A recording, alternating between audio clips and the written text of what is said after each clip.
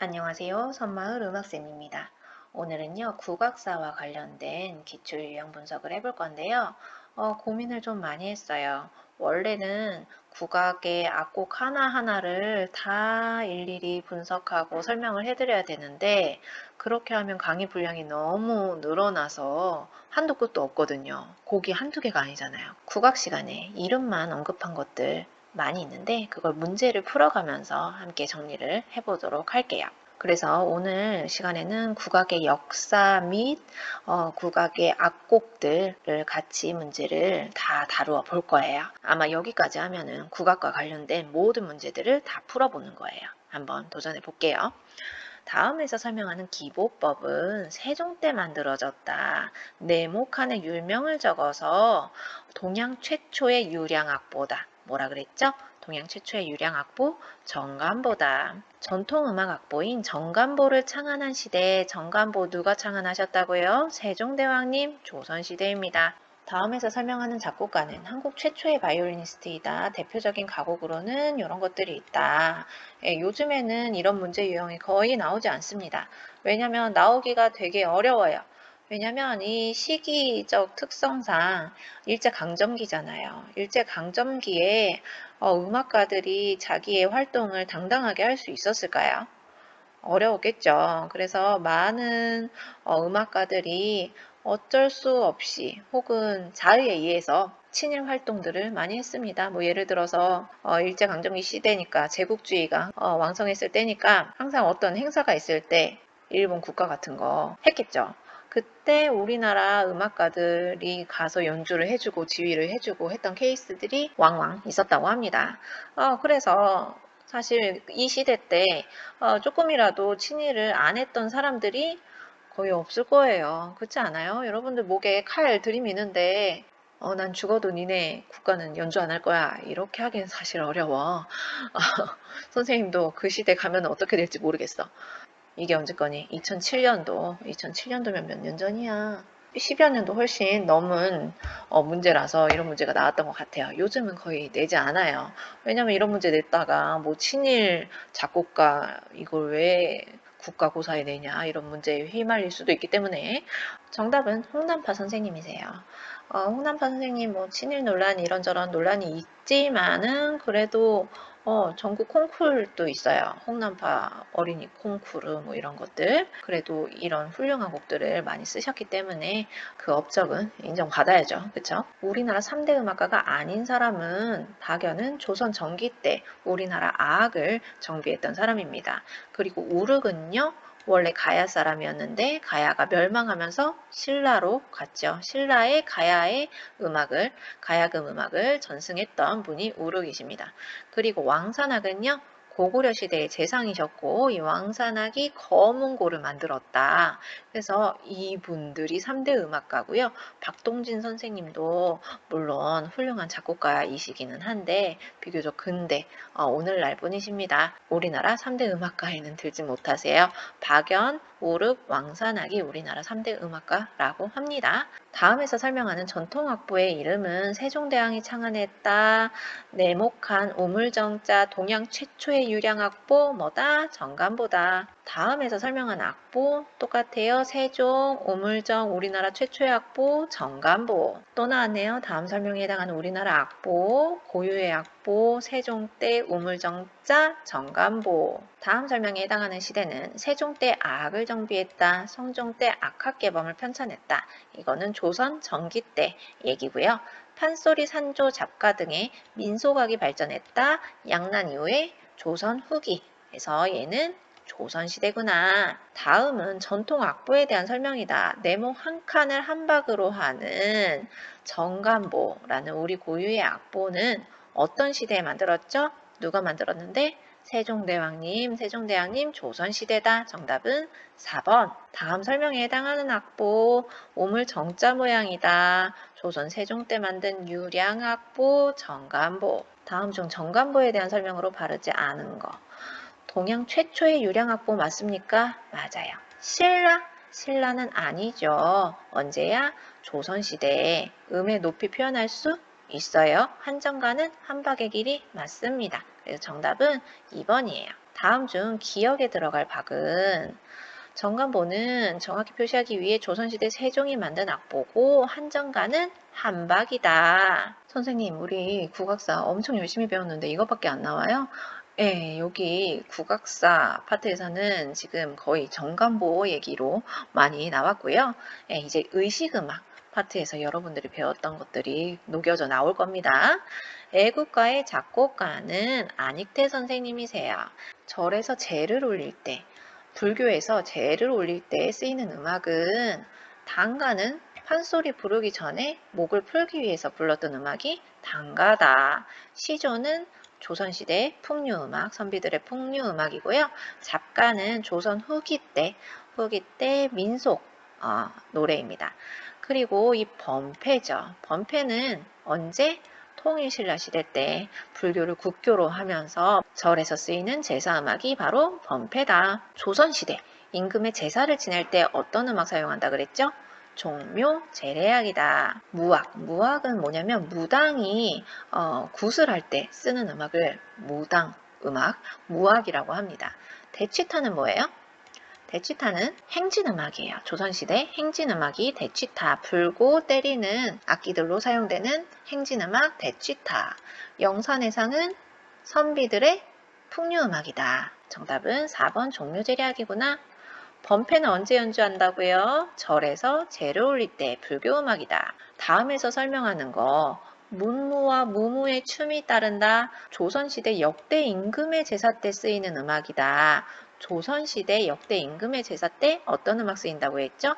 종묘제례야. 세종대왕님께서 보태편과 정대업을 작곡을 해서 우리 부모님이 돌아가셨을 때 우리나라 고유의 향악으로 제사 BGM을 쓰고 싶은데 이때 세종 때는 그 꿈을 이루지 못하셨고 세조 때 그 꿈이 이루어지더라 라고 지난번에 얘기를 했습니다. 기억나시죠? 애국가의 작곡가 아까 나왔었는데 안익태 선생님이고요. 우리나라 전통음악 중 임금의 제사 때 연주하던 제례음악 뭐죠? 종묘제례악입니다. 다음 설명에 해당하는 거 우리나라 무형문화재 1호 조선시대 역대 왕과 왕비들의 제사음악으로 사용된다. 종묘제례악입니다. 범패는 불교음악. 산조와 신하위는 조선 후기 때 기악음악입니다. 다음 기역에 해당하는 음악. 행진할 때 연주한다. 대표곡으로 위풍당당 삐리리가 있다. 뭘까요? 행진할 때 연주하는데 행진할 때 자장가 아니겠고요. 졸업할 때 아니고요. 응원 아닙니다. 위풍당당 행진곡이라고 엘가의 곡이 있습니다. 왕의 행차나 군대의 행진에서 연주되는 전통음악, 우리나라의 행진곡 뭐죠? 대취타다. 다음 중 절에서 제를 올릴 때 사용하는 전통음악 범패가 있다고요. 다음 중 절에서 제를 올릴 때 범패다. 우리나라의 기악곡 종묘에 갔다. 조선시대 역대 임금의 제사를 지내기 위한 음악이다. 무엇입니까? 종묘 제례악입니다. 산조는 조선 후기 때 기악음악이라고 했고요. 그리고 영산회상은 선비들이 즐겼던 풍류음악이다. 이 수제처는 엄청 느려요. 엄청 느리고 이 숨을 이어가기 위해서 여러 악기들이 숨이 끊어지지 않게 연음 형식이라는 걸 사용해서 엄청 길게 이어가는 음악이에요.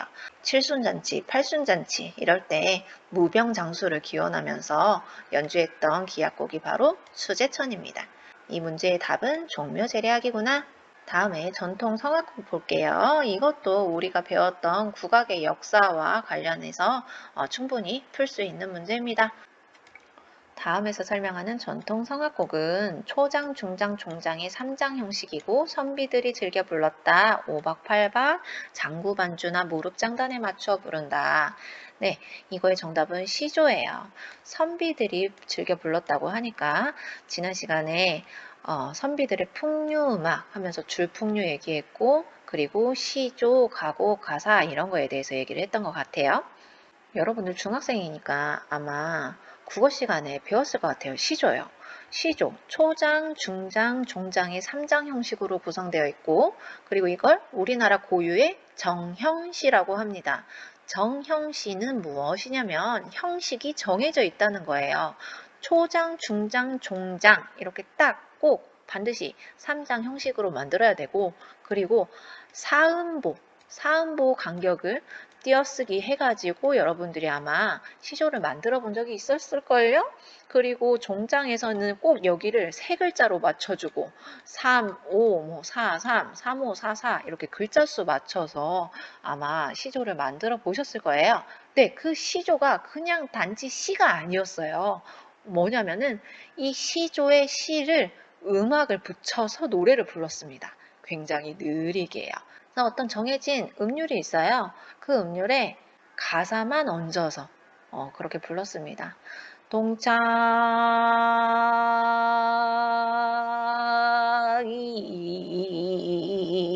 밝았느냐 뭐 이렇게 굉장히 느리게 본인들이 쓴 시조를 얹어서 노래를 불렀다. 아, 선생님, 근데 왜 이렇게 느리게 노래를 불러요? 예, 이 선비들은요, 급할 게 없는 사람들이야. 그쵸? 이 선비들은 되게 우아하고 격식을 갖춘 사람들이고, 경거망동하지 않습니다. 그리고 이 음악은 명상, 수양을 위해서 불렀다고 생각하시면 돼요. 그렇기 때문에 엄청 여러분들 요가 학원 혹시 끊어본 적 있는지 모르겠는데 그 요가 학원에서 빠른 음악 나옵니까? EDM 나오지 않잖아요. 왜? 명상해야 되고 자기 마음을 수련하고 수양해야 되는 음악이기 때문이에요. 예, 어쨌든 이 조선시대 선비들이 즐겨 부르던 우리 고유의 노래 뭐가 있다? 시조가 있구나. 우리나라 전통 성악곡 뭐다? 시조다. 우리나라의 전통 성악곡 조선 중기 이후 선비들 사이에서 삼장 형식 뭐다? 시조다. 삼장 형식으로 구성된 시조시를 장단에 맞추어 노래하는 거 뭐다? 시조입니다. 다음 중 우리나라 전통 성악곡이 아닌 거 가곡, 시조, 민요 맞습니다. 취타는요 기악곡이에요. 연주곡이라는 뜻이에요. 다음에 해당하는 전통음악 동창이 밝았느냐 아까 선생님 불렀죠? 3장 형식이고 성악곡이다 시조입니다. 다음 설명에 해당하는 거 시조시를 노랫말로 한다 이런 것들이 있다. 우리나라의 전통 성악곡으로 나열된 것은 대취타와 사물놀이는 우리나라의 전통 기악곡이고요. 서곡과 아리아는 서양의 오페라의 요소고 그리고 교향곡, 협주곡은 서양의 기악곡입니다. 정답은 가곡과 시조예요. 선생님 가곡은 뭐예요? 예, 가곡도 시조 시를 가사로 하는 성악곡인데요. 이 가곡과 시조의 가장 큰 다른 점은 반주가 있어요. 반주가 시조는 그냥 무릎장단, 장구장단 이걸로 반주를 했다고 하면 가곡은 줄풍류, 현악기 중심의 반주가 있어요. 전주도 있고 간주도 있습니다.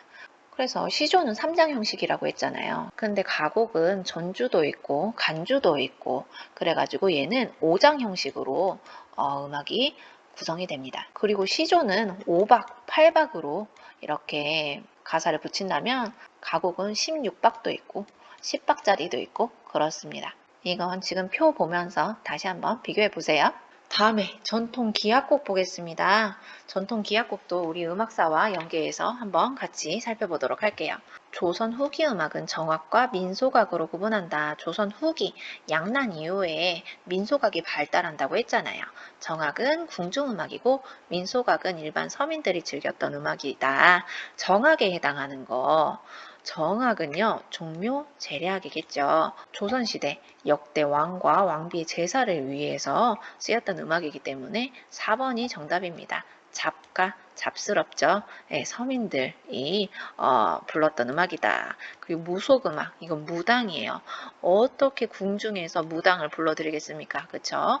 그리고 풍물놀이, 이거는 일반 농민들이 풍년을 기원하면서 즐겼던 풍물놀이입니다. 정답은 4번. 다음에서 설명하는 우리나라 음악은 당나라 음악이 들어오기 이전부터 있었다. 청산별곡, 서경별곡, 가시리, 동동 등이 있다. 이거의 정답은 향악이에요. 연래악이 뭐냐면 조선 전기 때 박연 선생님께서 아악을 정비했다고 했잖아요. 궁중에서 쓰였던 그런 음악을 연래악이라고 합니다. 그러니까 얘는 조선시대 때의 이야기니까 당나라 이전은 아닙니다. 그리고 아악, 악은 어디에서 들어온 거예요? 중국에서 들어온 거예요. 무악은요? 무악은 조선 후기에 많이 발달하는데 무당음악입니다. 예, 이 얘기는 언제 얘기냐면은 고려시대 얘기예요. 고려시대 때 우리나라 음악을 당악, 악, 향악으로 구분을 한다라고 했었죠. 이것들은 우리나라에서 만들어진 우리 고유의 가요입니다. 고려 가요예요. 그래서 향악이 정답입니다. 어려웠어요. 우리나라 전통 기악곡은 시조, 민요, 가곡은 다 가사가 있는 성악곡입니다. 산조가 조선 후기 때 만들어진 기악곡입니다. 가야금 산조에 쓰이는 반주악기는 우리 지난번에 조선 후기 때 민소각 얘기하면서 잠깐 이름만 짚고 넘어갔는데요. 이거에 대해서 조금 설명하고 갈게요. 산조는요, 우리나라 전통 기악 독주곡입니다. 그래서 이 기악 독주곡이니까 가야금 산조도 있고 대금 산조도 있고 거문고 산조도 있고 이렇게 기악 솔로곡이 있는 거예요. 그런데 그냥 기악 무반주가 아니라 장구의 반주가 항상 같이 있습니다. 정답은 3번이에요. 산조가 뭐다? 기악 독주곡이다. 불고 치는 악기로 구성된 전통 기악곡 뭐죠? 대취타입니다. 다음 설명에 해당하는 전통 기악곡은 이거 지난 이론 시간에 다루지는 않았지만 지금 좀 자세히 얘기를 하도록 할게요. 대취타를 관현악곡으로 편곡했다. 이 대취타 뭐예요? 우리나라의 전통 행진곡이야. 근데 이 행진곡 들으니까 너무 씩씩하고 재밌고 좋아. 그래서 얘를 우리 잔치할 때도 듣고 싶어. 그래서 관현악곡으로 편곡을 하게 됩니다. 그래서 나라의 안녕과 평안을 기원할 때 자주 연주된다. 만파 정식지곡이라고도 이름을 붙여주었습니다. 신라시대 때 내려오는 전설이래요. 마술 피리가 있었나 봐. 이 피리를 불면은 엄청나게 휘몰아치는 태풍이 있어서 파도가 몰아쳐도 파도가 갑자기 잠잠해지는 그런 마술피리가 있었대요. 그것처럼 이 곡을 연주하면 나라의 안녕과 평안이 올 거야 하면서 이 곡에 특별히 만파정식지곡이라고 이름을 붙이자라고 했대요. 그게 뭐냐면 취타입니다. 원곡이 뭐다? 원곡은 대취타야. 근데 얘를 편곡한 건 취타야. 다음 내용에 해당하는 우리나라 음악은 타악기, 때리는 거와 취조악기, 부는 악기로 구분된다. 왕의 행차, 행진, 전쟁에서 이겼을 때 연주했다. 뭡니까? 대취타입니다. 행진곡인 대취타를 관현악 합주로 편곡한 것 뭐라고요? 취타요. 취타는 다른 말로 만파정식지곡이다. 다음 내용에 해당하는 전통음악은 만파정식지곡, 대취타를 관현악곡으로 편곡한 거, 나라의 안녕과 평안을 기원할 때 연주한 거, 취타다. 다음 설명에 해당하는 전통 기악곡은 군대의 행진, 개선 때 부는 악기와 치는 악기로 구성된다. 대취타입니다. 다음 중 우리나라 전통 기악곡이 아닌 거, 아닌 거는 가곡이에요. 가곡은 기악곡이 아니라 성악곡이고요. 나머지들은 다 악기로 연주하죠. 신하위에 대해서 조금 더 얘기해 드릴게요. 신하위는요, 우리나라 남도지방, 전라도지방에서 유래했는데요. 그 뿌리는 무엇이냐면 무속음악이에요.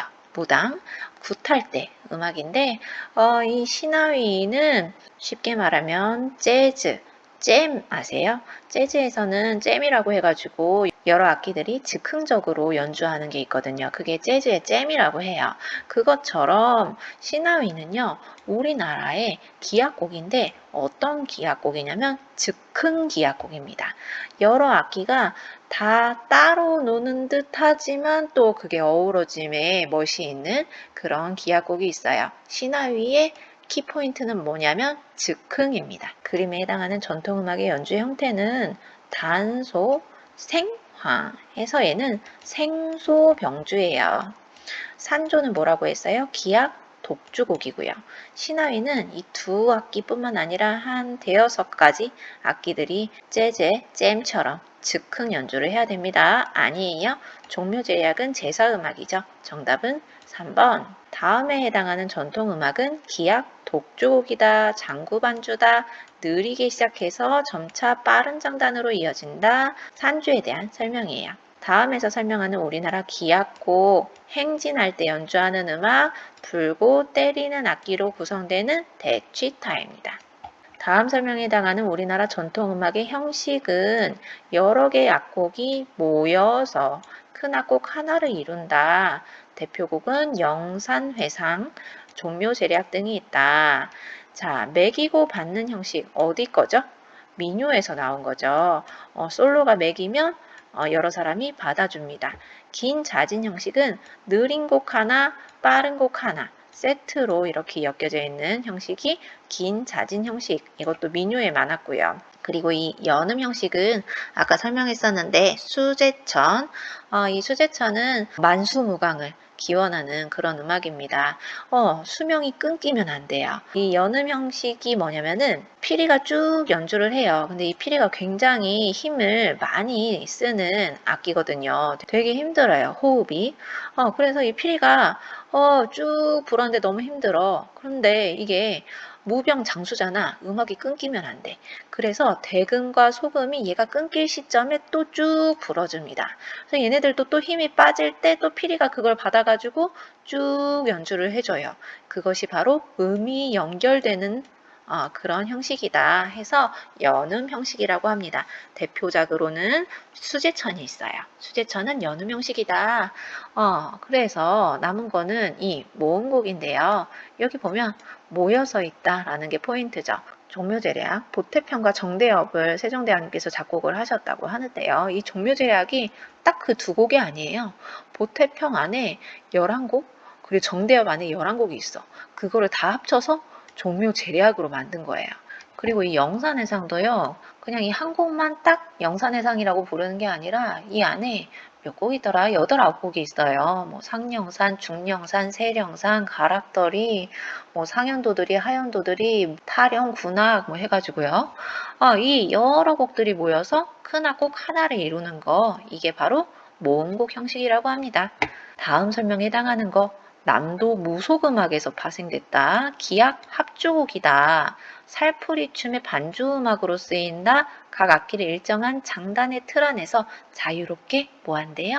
즉흥 연주한대요. 즉흥하면 우리나라에 시나위가 있습니다. 네, 여기까지 우리 국악의 역사와 그리고 거기에서 다루었던 악곡들 또 한 번씩 문제를 풀어보았는데 우리가 기존에 조금씩 배웠던 개념들 여기에 다 녹여져 있지요. 그래서 충분히 풀 수 있더라. 다음 시간에는요, 동서양의 춤곡과 관련된 이론을 가지고 오도록 하겠습니다. 수고 많으셨습니다.